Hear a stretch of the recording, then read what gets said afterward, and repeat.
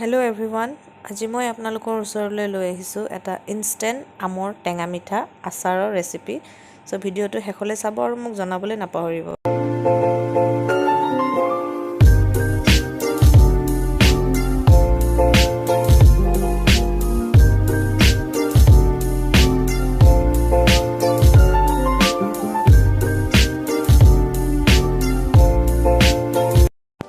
চ' এইটো যিটো ৰেচিপি হয়, এইটো একদম কুইক ৰেচিপি হ'ব, মানে ইনষ্টেণ্ট আপোনাৰ যিটো আচাৰ হয় সেইখিনি বনি ৰেডি হৈ যাব।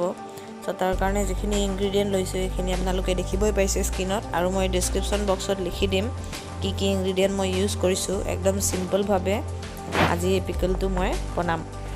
চ' তাৰ বাবে মই 4টা সৰু সৰু চাইজৰ আম লৈছোঁ, আৰু আমখিনি একদম সৰু সৰু পাতল পাতলকৈ কাটি লৈছোঁ যাতে বেছি টাইম নালাগে আৰু পটককৈ আমখিনি সিজি যায়। তেনেহ'লে বলক আমি ভিডিঅ'টো ষ্টাৰ্ট কৰোঁ। আৰু মই আগতে কৈছোঁৱে যে এই ৰেচিপিটো আপোনালোকে নিশ্চয় ট্ৰাই কৰিব আৰু মোক পিছলৈ জনাবলৈ নাপাহৰিব যে আপোনালোকৰ কেনেকুৱা লাগিল। তেনেহ'লে বলক লেটছ গেট ষ্টাৰ্ট।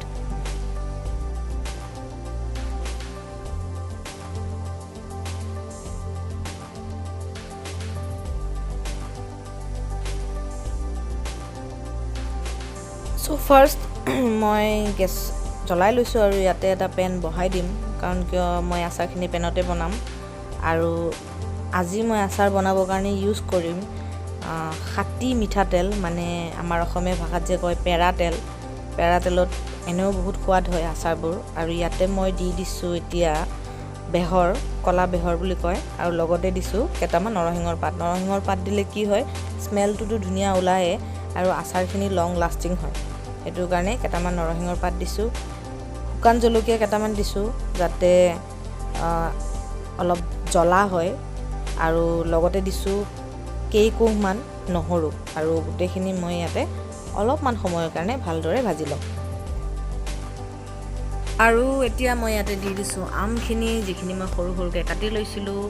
আৰু এইটো প্ৰচেছ একদমেই মানে অলপ ছেকেণ্ডৰ হয়, বেছি টাইমো থাকিব নালাগে, মানে 2 মিনিটৰ ভিতৰত গোটেইখিনি আচাৰ ৰেডি হৈ যাব। চ' সেইকাৰণে আমটো সৰু সৰুকৈ কাটিব লাগে যাতে কুকিং প্ৰচেছটো বেছি নহয়। চ' এতিয়া আমখিনি ভালদৰে মিক্স কৰি ল'ম ভালদৰে। আৰু এতিয়া মই ইয়াতে দিম অলপ চুইটনেছৰ কাৰণে, যাতে এটা টেঙা মিঠা ফ্লেভাৰ আহে, তাৰ কাৰণে চেনি। একচুৱেলি গুড় দিব লাগিছিলে, বাট মোৰ তাত গুড় নাই, চ' মই চেনি ইউজ কৰিছোঁ। চেনি ইয়াতে মই লৈছোঁ 2 টেবল স্পুন ডাঙৰ স্পুনেৰে। চ' এইখিনি এতিয়া চেনিখিনিৰ লগত মিক্স কৰি দিম ভালকৈ আমখিনি। আৰু দেখিব পাৰিছে অলপমান পানী ওলোৱাৰ নিচিনা হৈছে, চেনিয়ে পানী এৰে। চ' সেইকাৰণে তাৰ লগতে আমখিনি আৰু ধুনীয়াকৈ সিজি যাব। এতিয়া মই গোটেই মছলাখিনি দি দিম। তো ফাৰ্ষ্ট মই নিমখ দি দিছোঁ। ইয়াতে মই ইউজ কৰিছোঁ কাশ্মীৰী লাল মিৰ্চ। কাশ্মীৰী লাল মিৰ্চ দিলে কি হয়, আৰু লগতে গৰম মছলা দিলোঁ। চ' কাশ্মীৰী লাল মিৰ্চ দিলে কি হয়, লাল মিৰ্চটোত নৰ্মেলি জলকীয়া থাকে, মানে যিটো আপোনাৰ নৰ্মেল লাল মিৰ্চ, আৰু কাশ্মীৰীটোত কি হয়, কালাৰো ধুনীয়া আহে আৰু জ্বলাও হয়। চ' এতিয়া গোটেইখিনি মিক্স কৰি লৈছোঁ, আৰু এয়া আমাৰ অলম'ষ্ট ৰেডিয়ে হৈ গৈছে আচাৰটো। জাষ্ট অকণমান টাইমৰ কাৰণে মই ল' ফ্লেমত ৰাখিছিলোঁ, আৰু এয়া চাওক আমাৰ আচাৰ অলম'ষ্ট ৰেডি, সিজি গৈছে ধুনীয়াকৈ।